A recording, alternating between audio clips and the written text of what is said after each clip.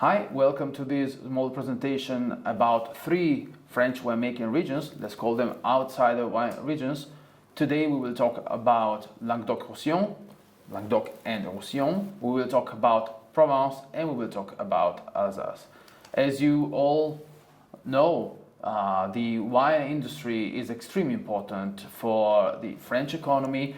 You can see from this chart specifically for the agricultural production, wine represented the 10% of the value of the agricultural production in 2021. Hence, we all agree that this is an extremely important industry for France.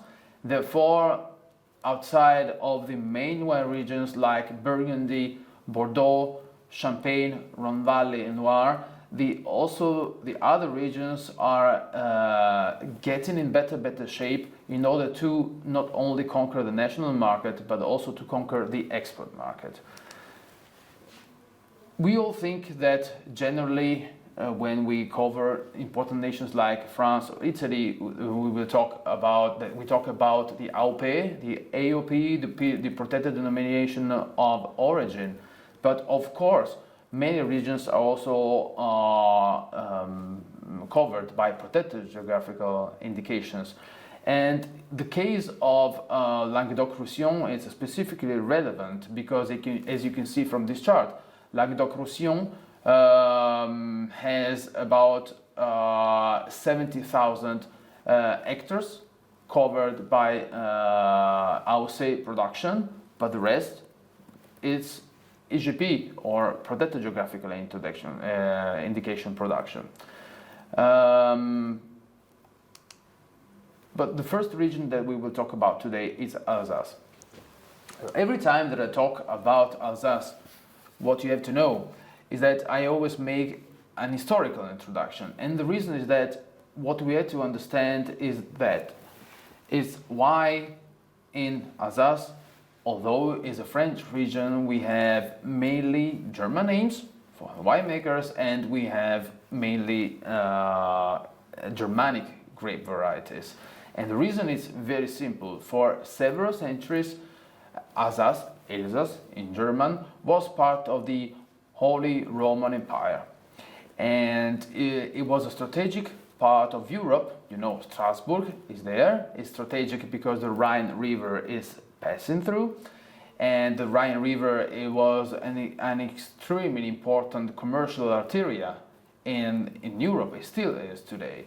So for several centuries, the French kings and the German emperors fought for the control of this region. Eventually, in the second part of the 17th century, Alsace became a part of the French kingdom. Then it was taken by the German Empire, and then definitely in 1945, Alsace definitely became part of France. But still, nobody cannot erase a culture. And this is the most important thing that we have in Europe, because not only the example of Alsace, but we can also think about the examples of the Flemish lands in northern France. We can think about the example of Catalonia, the Catalonian lands in southern France. These are areas, or Piemonte and Aosta Valley, these are areas where the central cultures of states are meeting, and these are osmotic regions, culturally osmotic regions in Europe. Therefore, the example of Alsace, it's really interesting. We are talking about a French region, administrative French region, that has very strong French winemaking know-how, but cultivates mainly these grapes. So Riesling, Gewürztraminer, Sylvaner, but also has Burgundian grapes like Pinot Blanc, Pinot Noir, Pinot Gris, so all the Burgunder grape varieties. This thing shows that we are really in an area where we have cultural melting pot, and this is really beautiful. And this is also an important point in order to understand what is the viticultural landscape of this region. The viticultural landscape of this region, so it's somehow halfway between the Palatinate region in Pfalz, so in Western Germany, and the Burgundian style that we have dominantly in Eastern France. But the mostly cultivated grape variety in Alsace are Riesling and Pinot Blanc, followed by Gewürztraminer. We have 15,000 hectares cultivated with vineyards, covering the 4.5% of the agricultural surface of Alsace. And we have different grape varieties. As we said before, the main grape varieties are Riesling, again, and Pinot Blanc, and Gewürztraminer, but we also have Auxerrois, then we have Sylvaner, we have Muscat, we have different varieties of Muscat, white Muscat, yellow Muscat, red Muscat, and also we have Chasselas, Chardonnay, Savagnin Rosé. As you can see from this chart, these are again the main grape variety in Alsace. It's very important to fix it, also because by knowing the grape varieties, we know what is the production, because there are mainly two, I would say, in Alsace. Alsace AOC and Alsace Grand Cru AOC. So the differentiation that you can make for the wines in this region are relating to the type of grape that is used for the production of wine. And this is also extremely important because generally the wines in Alsace are monovarietal. Only a few cases, like the AOC Alsace, they can have also blend, or the Edezwicker. Only in this case we have blends. The rest, generally, it's monovarietal. The yearly production is 1.15 million hectoliters, 150 million bottles, and 90% is white wines.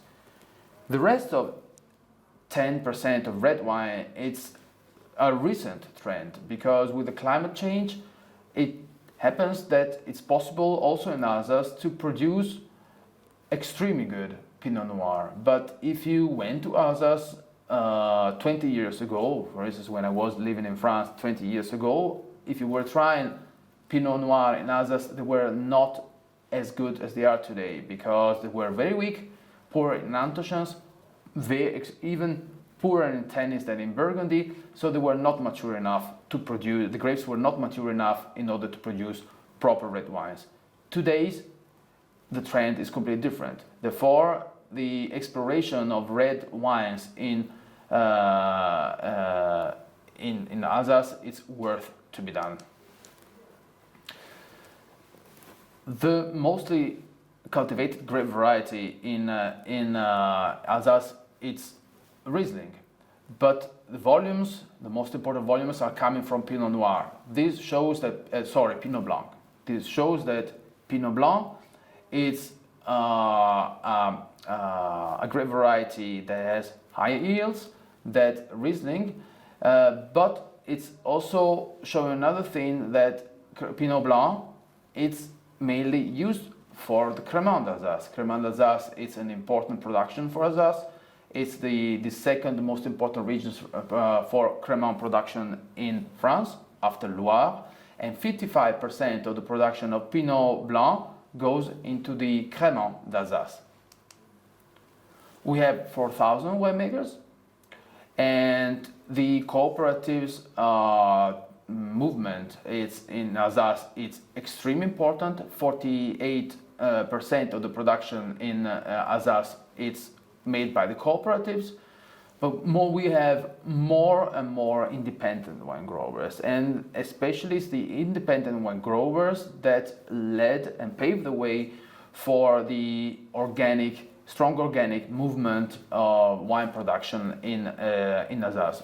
Today, Alsace accounts for the 14% of the wine production as organic, and it's possibly the region at the forefront of the organic production for France. As we said before, we have mainly two Alsace. One Alsace is Alsace, followed by the name of the grape, and then we have Alsace Grand Cru. How many Grand Cru we have in Alsace right now? We have 51 Grand Cru in Alsace, mainly located in Oran, which is the lower part of the Alsatian region, close to the Swiss border, and we have less Grand Cru in the Bas-Rhin, which is the sub-region close to Strasbourg. Climate in Alsace, it's a continental climate.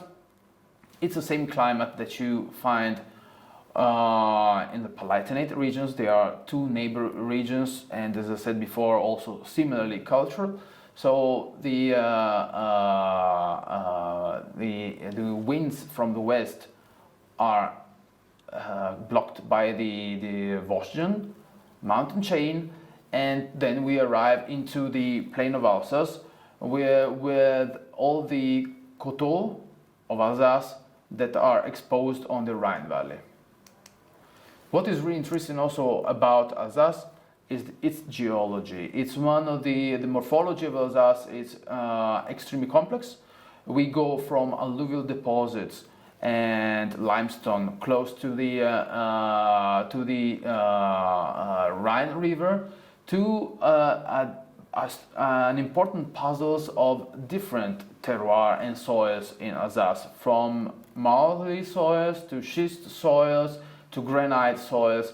Therefore, the classification in Grand Cru is extremely important, because every Grand Cru is basically on different soils.